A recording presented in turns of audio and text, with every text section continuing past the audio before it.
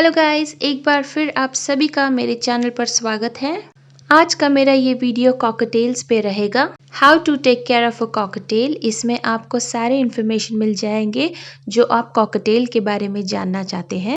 Cocktail में 8 types हैं जो मेन टाइप्स है। एक है pied cockatiel, cinnamon cockatiel, pearl cockatiel, bronze fallow cockatiel, dominant silver cockatiel, lutino cockatiel, dominant yellow cheek cockatiel and white face cockatiel. इसके अलावा भी आपको बहुत सारे कॉकटेल्स मिल जाएंगे जो सारे म्यूटेशंस में आते हैं।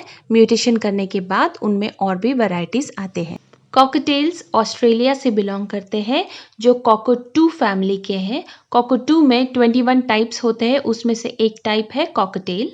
भले ही कॉकटेल कॉकटू फैमिली को बिलोंग करता है, फिर भी कॉकटेल कॉकटू के मुकाबले काफ़ी छोटा होता है साइज में, और कॉकटू एक लार्ज बर्ड के स्पीशीज में आता है। कॉकटेल इस दुनिया में सेकेंड नंबर पे आता है जिसे बहुत ही कॉमनली एज अ पेट रखा जाता है। इनका लाइफ स्पैन अराउंड 10 से 25 ईयर्स तक का रहता है। रिसर्च के अनुसार कैप्टिव कॉकटेल्स वाइल्ड कॉकटेल्स के मुकाबले लंबी जिंदगी जीते हैं। इनका साइज 12 से 13 इंच तक रहता है, सर से लेके पूंछ तक। एक अडल्ट वेट 70 ग्राम से लेके 120 ग्राम तक रहता है। अब बात करते हैं कॉकटेल की पर्सनालिटी की। तो कॉकटेल का जो मेल होता है वो ज़्यादा एग्रेसिव होता है कंपेयर टू फीमेल्स। मादा के मुकाबले मेल्स ज़्यादा एग्रेसिव रहते हैं और शॉर्ट टेम्पर्ड रहते हैं। भले ही मेल एग्रेसिव हो, फिर भी ये काफ़ी सोशल एनिमल है। ये अपने ओनर्स के साथ ज़्यादा टाइम स्पेंड करना पसंद करते हैं और मैक्सिमम टाइम ये केज के बाहर रहना पसंद करते हैं। इनको केज में रखना, केज में रहना इनको बिल्कुल पसंद नहीं है। ये ओनर्स के साथ खाना खाना पसंद करते हैं, उनके साथ बेड पर उनके साथ सोना पसंद करते हैं और मैक्सिमम उनके साथ रहना बहुत ज़्यादा पसंद करते हैं। कॉकटेल्स विस्लिंग कर सकते हैं, डांस कर सकते हैं, सिंगिंग कर सकते हैं, टॉकिंग कर सकते हैं, और अगर उनको आपने कोई ट्रिक्स सिखाया तो वो ट्रिक्स भी बहुत ही आसानी से कर सकते हैं। पर उनकी टॉकिंग एबिलिटी अलेक्जेंडर पैरेट या रिंगनेक पैरेट के मुकाबले कम होती है। फिर भी कॉकटेल्स कुछ वर्ड्स जरूर सीखते हैं। Is that a car sound, Jill? Is that a car sound? Do it again. Oh, nice.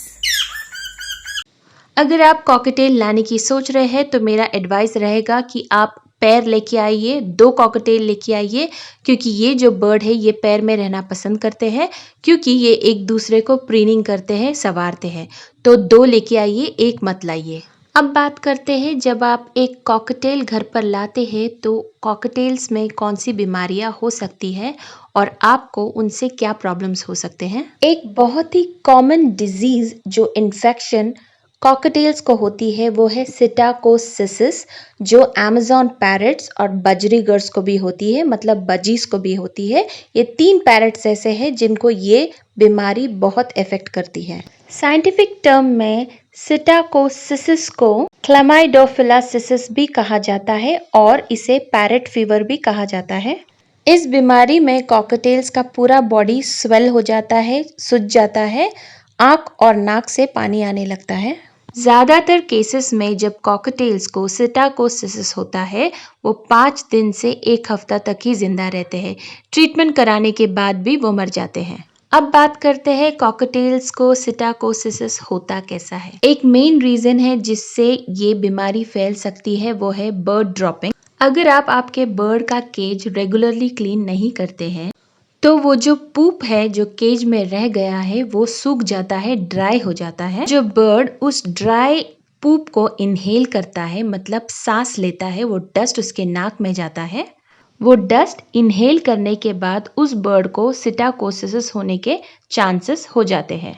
फिर दूसरा कारण ये हो सकता है, अगर एक हेल्दी कॉकटेल एक बीमार कॉकटेल के संपर्क में आता है तो उसे भी ये बीमारी हो सकती है, क्योंकि सिटाकोसिस एक ऐसी बीमारी है जो एक बर्ड से दूसरे बर्ड को या तो एक बीमार बर्ड से इंसानों को भी ये बीमारी फैल सकती है। स्वेलिंग के अलावा भी और बहुत से साइन हैं, जैसे कि स्लीपीनेस, नींद बहुत आना, शिवरिंग, कपकपाना, वेट लॉस होना, उनका बॉडी का वेट कम हो जाता है, ब्रीदिंग डिफिकल्टी, सांस लेने में तकलीफ, और डायरिया मतलब लूज मोशंस होना। अब इंसानों को ये बीमारी कैसे फैलती है? कोई भी इंसान अगर एक बीमार बर्ड के संपर्क में आता है, उसका केज क्लीन करता है, बाउल क्लीन करता है। फिर दूसरा कारण ये हो सकता है जब एक इंसान एक बीमार बर्ड को इस तरह से किस करता है कि बीमार बर्ड का सलाइवा उनके मुंह में चला जाता है और ये बीमारी उस व्यक्ति को हो जाती है। जब इंसानों को सिटाकोसिस हो जाता है, उसे ऑर्निथोसिस कहा जाता है। इंसानों में भी इस बीमारी में स्वेलिंग होता है, लेग्स में, हैंड्स में, फेस में।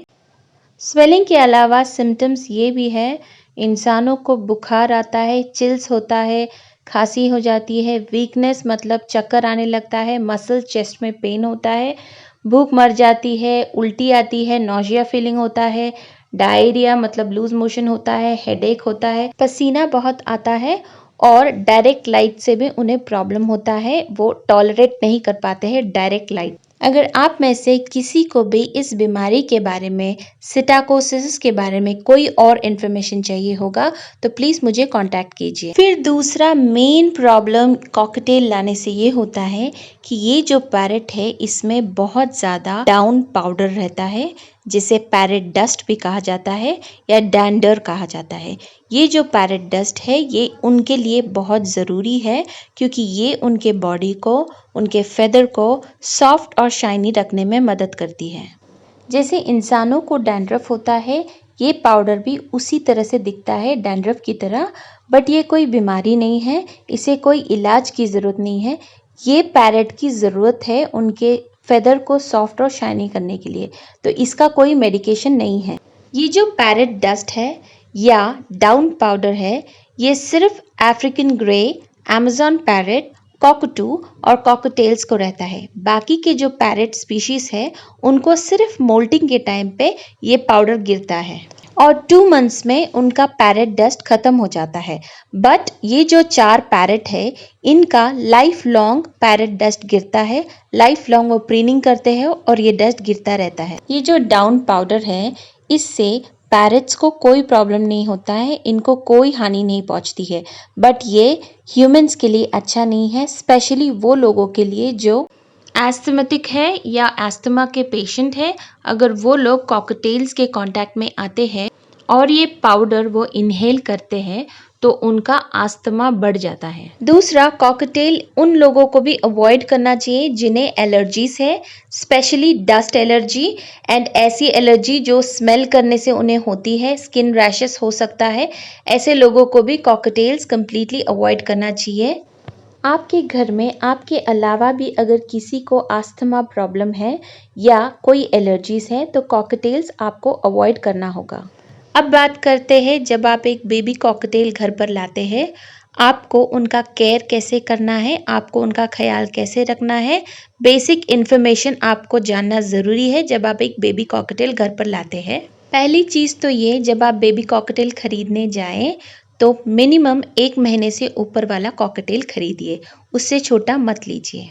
1 महीने से छोटा वाला कॉकटेल उसकी इम्यूनिटी कम रहती है और उसके मरने के चांसेस ज़्यादा रहते हैं, तो आप 1 महीने के ऊपर वाला बर्ड लाएंगे तो आप उसका अच्छे से ख्याल रख पाएंगे।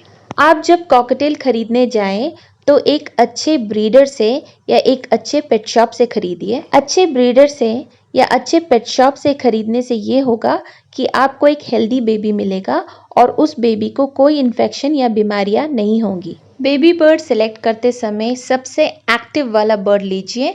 अगर 4-5 बर्ड है उसमें से देखिए कौन सा वाला एक्टिव है, उसके लिए आपको आपका हाथ उनके सामने रखना है और जो बर्ड आपके हाथ के पास आए ये सोचकर कि आप फीड दे रहे हैं वो बर्ड एक्टिव होगा और घर आने के बाद भी वो आपसे फीड लेगा। फिर आपको ध्यान से ये भी देखना है कि बेबी बर्ड की आंखें साफ हो, क्लीन हो, उसमें कोई वाइट डिस्चार्ज या वाइट पाउडर जैसा ना हो, आंखें उनकी साफ होनी चाहिए।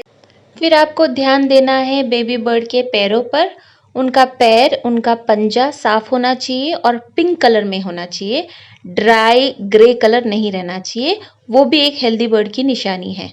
फिर जो लास्ट चीज़ है जिस पर आपको ध्यान देना है बेबी बर्ड खरीदने से पहले, वो है बेबी बर्ड का क्लोएका, जिसे वेंट भी कहा जाता है। ये जो एरिया है ये साफ होना चाहिए, ऐसा पूप लगा नहीं होना चाहिए। अगर बेबी बर्ड के वेंट में ऐसा पूप लगा होगा जो आप ये पिक्चर में देख सकते हैं, अगर ऐसा होगा तो वो बर्ड आपको नहीं लेना है, क्योंकि वो बर्ड को कोई इन्फेक्शन हो सकता है और वो बीमार हो सकता है। अब बात करते हैं बेबी कॉकटेल को कैसे फीड करना है, क्या फीड करना है।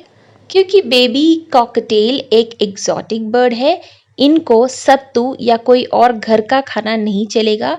इनको आपको बेबी बर्ड फॉर्मूला ही देना पड़ेगा, जो मार्केट में इजीली आपको मिल जाएंगे, जैसे कि न्यूट्री बर्ड का A19, A21, Exact, Intune, Tropican, Pets Life का लो फैट और पेट्स लाइफ का रेगुलर वाला हैंड फीडिंग फार्मूला देना है। सेरेलैक नहीं देना है, सिर्फ बेबी बर्ड फार्मूला देना है। 1 मंथ के नीचे वाले बेबी बर्ड को आपको 5 टाइम खिलाना है। 1 मंथ के ऊपर वाले बेबी बर्ड को आपको 4 टाइम खिलाना है। एक बार आपका बेबी बर्ड 2 महीने का हो जाता है तो आपको 2 टाइम हैंड फीडिंग करना है, 2 टाइम उसको खुद खाने देना है। 2 महीने के ऊपर वाले बेबी बर्ड को आपको फ्रूट्स और वेजिटेबल्स इंट्रोड्यूस करना है और हैंड फीडिंग फार्मूला कम करना है। 3 महीने के बेबी बर्ड को आपको completely hand feeding formula stop करना है और 4 टाइम उन्हें वेजिटेबल्स और फ्रूट ही खाने देना है। 2 टाइम आप हैंड फीडिंग कीजिए वेजिटेबल्स और 2 टाइम खुद खाने दीजिए। यूजुअली हर एक बेबी बर्ड 4th मंथ से सेल्फ फीडिंग पे आ जाते हैं, पर फिर भी जब तक वो सेल्फ फीडिंग पर नहीं आते हैं आप एटलीस्ट 2 बार उनको हैंड फीडिंग कीजिए, ताकि उनका वेट मेंटेन रहे और वो वीक ना हो। एक और बात का आपको ख्याल रखना है, जब आप कोई भी बेबी बर्ड घर पर लाते हैं, बेबी बर्ड को रेस्ट लेना बहुत ज़रूरी है, तो उन्हें 18 घंटे की नींद आपको देना है। 18 घंटे के बीच में आपको उन्हें हैंड फीडिंग भी करवाना है। आपको उन्हें हैंड फीडिंग देकर फिर से सुला देना है। ऐसे आपको तब तक करना होगा जब तक आपका बेबी बर्ड 2 से 2.5 महीने का नहीं हो जाता है। 2.5 महीने के बाद से आपको आपके बर्ड को 12 घंटे की नींद देनी है और 12 घंटा उन्हें जगह रखना है। 12 घंटे की नींद हर एक बर्ड को जिंदगी भर मिलनी चाहिए, ताकि उनका हेल्थ अच्छा रहे। शाम के 6 बजे या शाम के 7 बजे या मैक्सिमम शाम के 8 बजे आपका बर्ड सो जाना चाहिए, यानी 6 से 6, 7 से 7 या 8 से 8 उन्हें नींद मिलनी चाहिए। कॉकटेल्स का फर्स्ट मोल्टिंग 6 मंथ से 12 मंथ के बीच में होता है। एक बार ये हो जाए 2 मंथ्स के बाद उनके सारे फेदर्स वापस आ जाते हैं। उसके बाद हर साल एक बार उनका हेवी मोल्टिंग होता है। उसके अलावा भी कॉकटेल्स हमेशा फेदर शेड करते रहते हैं। तो ये थे सारे इन्फॉर्मेशन कॉकटेल्स के बारे में। अगर इस वीडियो में मैंने कुछ कॉकटेल्स के पॉइंट्स कवर नहीं किए हैं तो प्लीज़ मुझे कमेंट कीजिए और मुझे पूछिए, मैं डेफिनेटली आपको रिप्लाई करूँगी। Okay guys, thank you for watching my video. Bye bye.